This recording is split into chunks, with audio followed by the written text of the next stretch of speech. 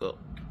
Bannayuganda abali Uganda n'abali wano mu America balamusizza nnyo. Amannya Charles Bukenya Muvawala nga nze UNA Vice President. Ntuusa obubaka buno obw'okubabikira mwenna olwa muganda waffe DJ Messe amanyikibwa nga Messe mu Amalula family, amanya g'amatuufu ag'obuzaaliranwa ye Nicholas Mpire. Nicholas Mpire yatufuddeko ekiro ekikeesezza olwaleero ku makya ga leero mu kibuga Arizona yafiiridde, yafudde heart attack. Ffe kyetulowooza naye nga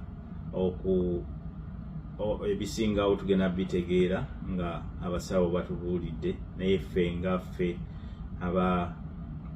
n'ababaddewo nga ava mu bulamu bw'ensi eno tulowooza nti heart attack, nti Messe yakomyewo okukola nga mulamu bulungi nga bulijjo, era as a comedian nabeererako ne banne wabeera nabo ne bajokinga awo, n'abagamba agenze kuwummulako kubanga enkya olwaleero alina okukeera okukola.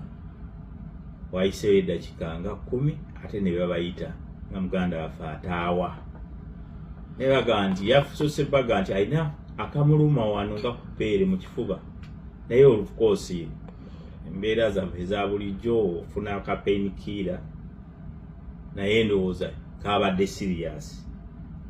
Messe bayise bannaffe okugenda omutuukako ng'asamba, bakubidde ambulance omutwala mu ddakiika 3 ne bapronouncinga dead eya munnaffe Messe. Buno bwe bubaka obusoose obuli official, ate tujja kuba nga tuddamu okubategeeza. Tukyateekateeka kulaba nga muganda waffe tumufunira funeral home egenda omutereka paka ate bwe tunaamukomezaawo Uganda, naye nga tubakakasa nti muganda waffe Munnakatemba munnaffe comedian tugenda kulwana okulaba nga akomawo ku butaka, ate ne tugumya family, ne tugumya ne ba artist mwenna, okusingira ddala mukwano gwange Amootyo Mubalanguzi, ate ng'oyo n'ekivu enkya nti tukusaasira naye guma, twongera kugumya. Ne bannayuganda mwongere okugumya Amootyo, akaseera kaayitamu si kangu, mwongere okugumya family, era tubasaba bwe tunaabakubira omulanga mwenna mu nsi gye muli, oba mu nsi ki, kuba Messe amanyiddwa mu nsi nnyingi, okulaba nga muganda waffe tumuzza Uganda.